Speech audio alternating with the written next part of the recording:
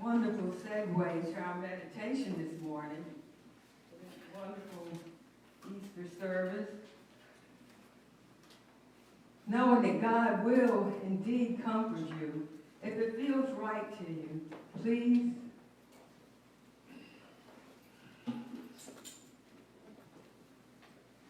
sit back, relax, and close your eyes.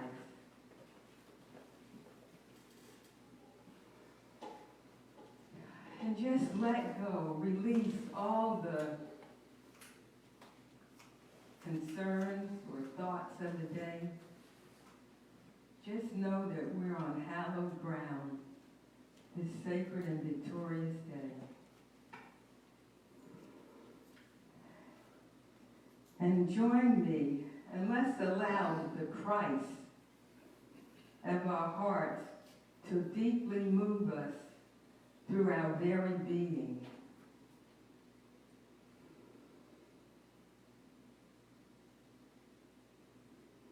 Just breathe easy and allow this Christ consciousness to take control and manifest its power in and through us, our very physical being.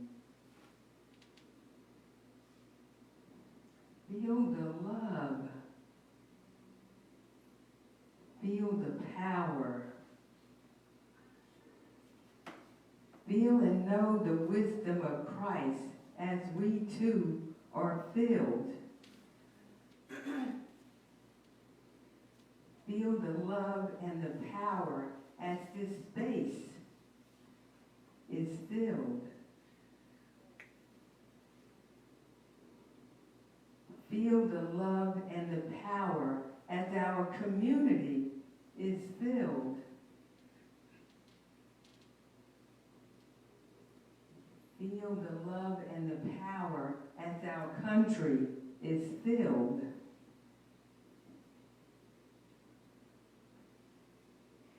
And feel the love and the power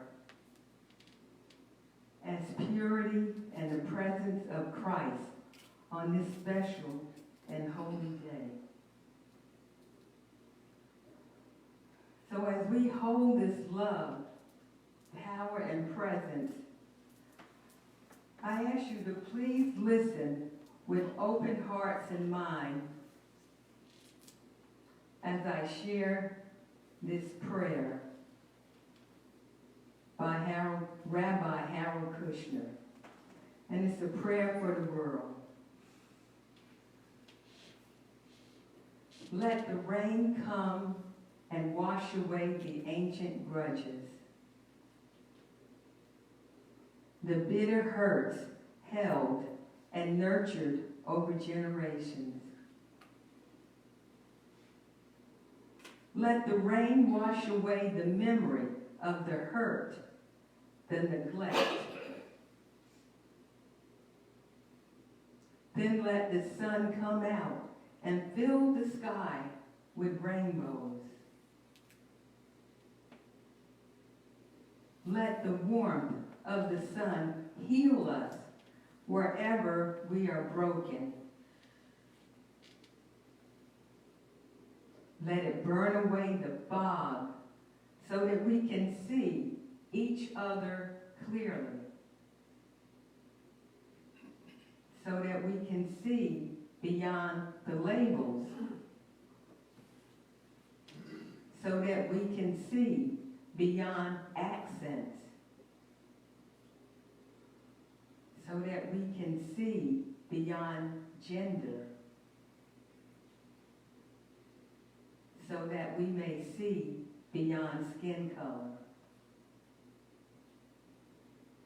Let the warmth and brightness of the sun melt our selfishness so that we can share the joys and feel the sorrows of our neighbors. And let the light of the sun be so strong that we will see all people as our neighbors. Let the earth, nourished by rain, bring forth flowers to surround us in beauty. And let the earth, nourished by rain, bring forth even more flowers as we are surrounded by the beautiful of the beauty. And let the mountains teach our hearts to reach upward to heaven. Amen. So let's just sit and hold that in our hearts for a minute.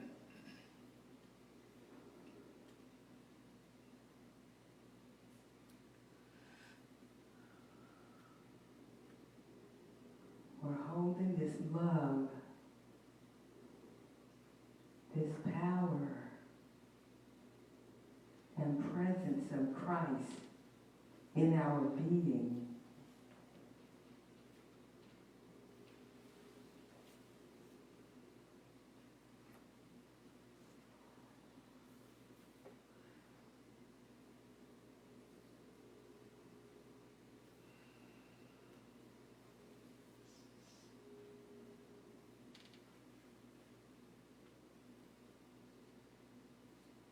And now let's begin to gently come back, slowly, back into the room as we wiggle our fingers and toes. Take in a small, gentle breath. And when you're ready, you may open your eyes and just simply continue to bathe in the love that's in this room.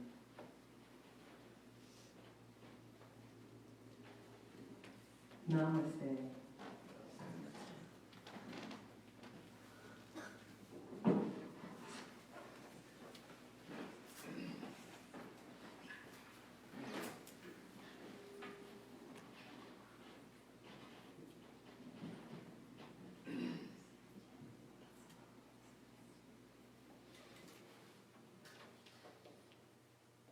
Well, good morning, Unity family. Happy Sunday. Happy Palm Sunday. Good morning. Before I get started, I would like to do a shout out to our beloved Reverend Margaret, who's not here with us today, but enjoying her family. And also to Reverend Maury G, because this was supposed to be a 2-minister program today. But she's sick, so get well soon. Thank you, thank you. So thank you again for choosing to be with us today on this wonderful Palm Sunday. And you know, it's always treated as a day of celebration, of jubilee and joy. And even the branches, the palms itself, represent joy or victory. And what was that victory about? It was the victory over our humanness. We come here in these physical bodies, but we know we're spiritual beings, so Jesus was that way show. So it's all about that victory. And in some faiths, they say it was even the overcoming of the flesh. And the flesh just means the world. Nothing to do with the flesh per se in the body. It's the world. But actually, our human journey is really about overcoming what's in the heart and the mind. The mind is the key. The mind is the builder to everything that we do.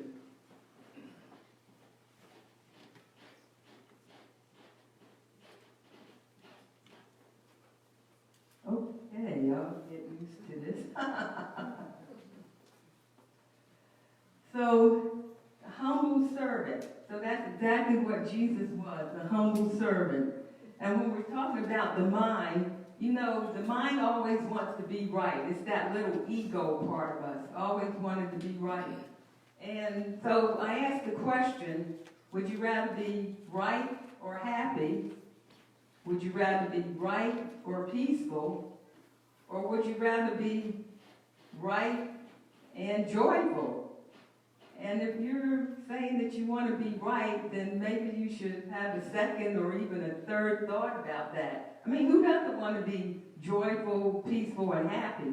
That's much so rewarding, so much more rewarding than being right. So when we're talking about the human heart,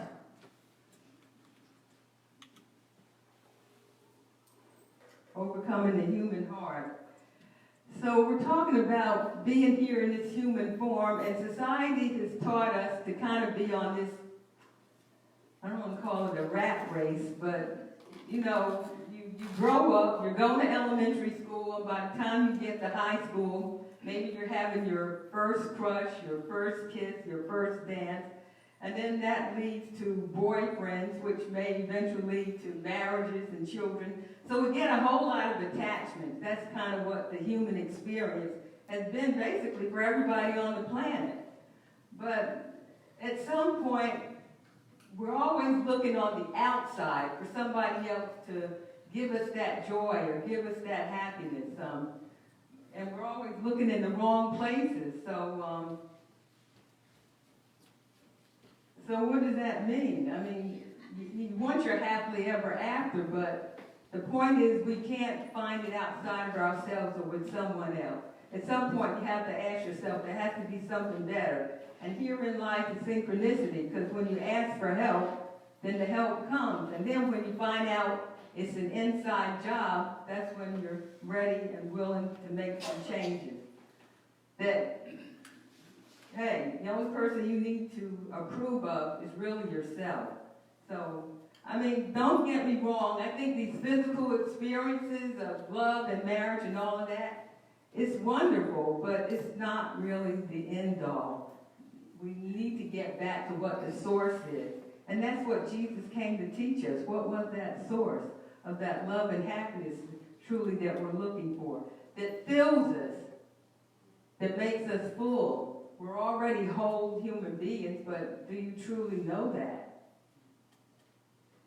So, it brings us to this man named Jesus.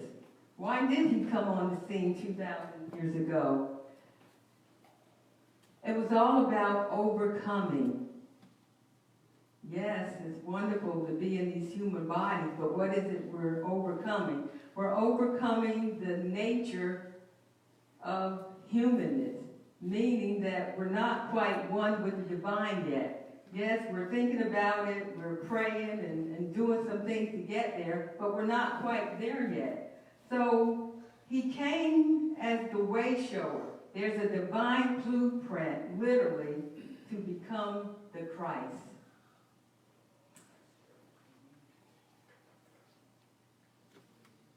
The first trait in overcoming is always put God first. Do we do that?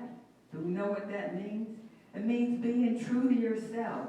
You think God, you sleep God, you walk God, you talk God, you serve God. Because absolutely everything, everywhere is God. I mean, the floor? You talking about the ceiling? You talking about these lights? Yeah. You'd be surprised what kind of miracles can come even from material objects in the world. So that's what it's about. So opening ourselves, opening up the heart, making that space. You know, the universe abhors a vacuum, so when we open up the heart and make room, miracles abound. Isn't that what we're looking for? And miracles should be normal, not just something that happens every now and then. So putting God first, that means not looking left, not looking right, but one centered focus. And he did that through prayer. So this is the most prayer that most people know the best. Seek ye first the kingdom of God and his righteousness, and all things will be added unto thee. And that means that literally the synchronicities and whatever it is you want to manifest will happen. So, put God first. The second trait for overcoming, humility. And it kind of goes back to the children's message. You know, what does humility mean? Not exalting yourself, not putting others down, not, but it's what I call nishkama karma. the Sanskrit, doing for the love of doing without expecting anything in return. And I can remember the times when, I guess before I got on the spiritual path, at least I hope, that you would kind of give openly, and even accolades or money or whatever, and you'd be looking for people to, kind of compliment you in return. So it wasn't real. So that's not humility. I mean, there are lots of organizations out here that need money and funding, and it's okay to give like that. But real humility is kind of staying in the background. But it also means self-confidence. Self-confidence is the big key to being humble or being humility. So we all know you're a good person anyway, because like attracts like. So you don't have to worry about trying to prove yourself or anything to anyone. So giving and forgiving. So speaking of humility, Jesus showed us how to be humble by his willingness to be teachable. Are we teachable, or are you a know-it-all? Are we know-it-all? Do we know it all? Really? I think the most humble thing we can ever say is, I don't know, or even humble enough to ask for help or ask for support.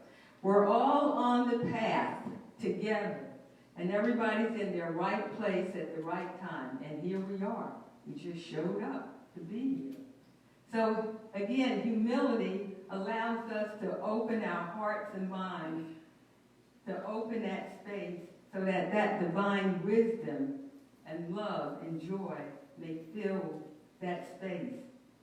And every time we release a little bit of that, my will, my determined will, my little arrogance or whatever, then more and more divine wisdom and more miracles continue to happen. So that's what we want from the Creator. So trait number 3, clarity of purpose. And that seems to be the trait that a lot of people have the most concern about. Everybody's out and about trying to, first of all, we want to know, where is God? We're looking all over the planet. We're going here, there, and everywhere. And where's the best place to hide where he is? Inside. That's the last place you're going to look. So here we are, clarity of purpose. What is your gift or your talent? And you kind of don't want to admit it. I mean, what do you love? So I am so grateful, because I didn't realize until doing this talk that it was all about consciousness. That's why he came. And then that humility. He was clearly focused. He knew his mission. He knew his purpose as the overcomer and as the way shower.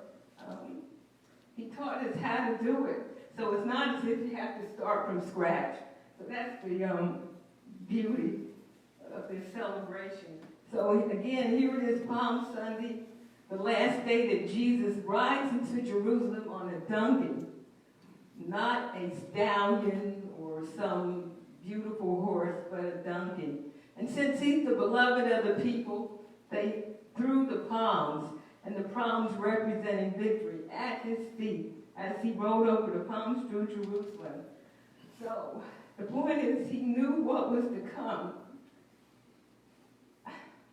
Easter was the crucifixion, so today is Palm Sunday, so you enjoy the celebration while you can.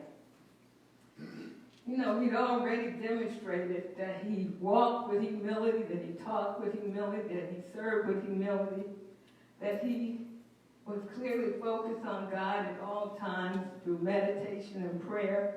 He was grounded, rooted, grounded, and anchored in that love that's in his mission, in that truth. So that's what it was all about. He knew who he was. He knew who the Romans were. He knew who the Pharisees were. I mean, he knew that they were cheating the people with the tax collection in the temples. So he knew there were still unkind things going on in the world, but that is the part that he overcame with his mind, or era thinking. Again, the mind is the key. It's era thinking. That was the biggest obstacle that he had to overcome in order to achieve Christhood. So, with that clarity, and knowing that that bitter pill that he would have to engage in, and well, I'm not sure about the time, if Easter literally was a week after Palm Sunday 2,000 years ago.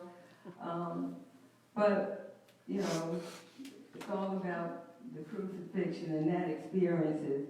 But, you know, his day-to-day life is like ours. Really, I mean, he was talking love, he was living love, he was preaching love, he was giving those talks. So his regular, ordinary life was like ours. But it was peace, it was joy, it was humility, it was love, it was kindness, it was patience, all the virtues, all those attributes of God. This is what we look forward to doing. This is the way show of what he came to teach us and show us in order to do that transformation.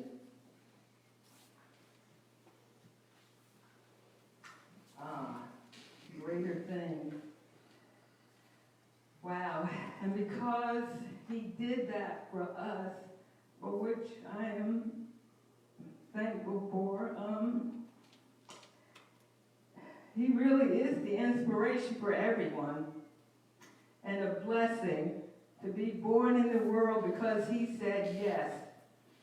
Wow, who else here has the courage?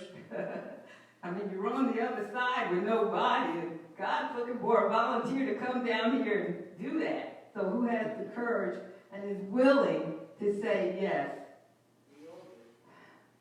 Thank you. Thank you. So he stepped forward, blessing the world, demonstrating that you can be human one day and divine the next. It takes commitment and a little bit of work. But love is the key to it all. He embraced it, he invited it, he observed it in everyone. He knew that there was no other. There's only one of us here. So everyone that he interacted with was a reflection of himself. And I do mean everyone. So he created that space for the I am consciousness. The I am consciousness. And again, it was all about consciousness. Apparently, this is my understanding, that there was kind of a fog going on humanity, which is why God needed a volunteer to come down here to kind of shake things up. So he came here as a way show, and he kind of literally poked holes in the race consciousness, the collective consciousness, to allow more light, more of that love and light to come through. So humanity wouldn't be, I don't use the word depressed, but no, there's another way, a better way. And as an aside, I think it's interesting that Muhammad, Jesus, and Buddha were all on the planet within 50 years of each other. So apparently something was going on then. All on the planet, basically about the same size. So there was a wide opening for that consciousness to come through. And again, knowing that there are no enemies, because he did pray for them. So that was his gift. That was his purpose. And in a nutshell, if we pray, meditate, fast, and abstain from error thinking, then we too can become the Christ. And lastly, the fourth trait for overcoming the willingness. You know you had to have the willingness. It was undeniable. He couldn't get over it. He couldn't get beyond it. He stepped up to the plate and was willing to take that bitter pill, which he knew was going to be the crucifixion. And some of the powers that he gained are those 12 powers that Fillmore even talks about. So he knew the law, he knew universal law, he knew how to manifest, He used it to his advantage. He used it to uplift and up-level all of humankind. And that was the point of divinity. All that matters is, all we need to know is that we too can do it. Thank you. So now we're going to go directly into our communion part of the service. You know, most New Thought churches don't have communion. So I was kind of surprised. I'm from Science of Mind that Unity does, which I think is a real blessing. And communion is all about atonement, you know. So all we're going to do is take the bread, which represents his body, and then dip it into the juice, which represents the wine, because it was the event of the Last Supper. So that's what we want to share in this humble and willing service that we are, so that we can be more open to this high consciousness. So what's going to happen now is we're going to start from the back, one row at a time. And I'm going to ask everyone to come up the center aisle, pick up the bread, and dip it in the juice, and then go back to your seats from the outer aisle. So we'll have one-way traffic. So if the ushers can help out now, and maybe the piano playing in the background. And we want to do it with great reverence and in silence. Reverence and silence. It's open to everyone. Even if you've never had communion in your life, you're welcome to have it with us today.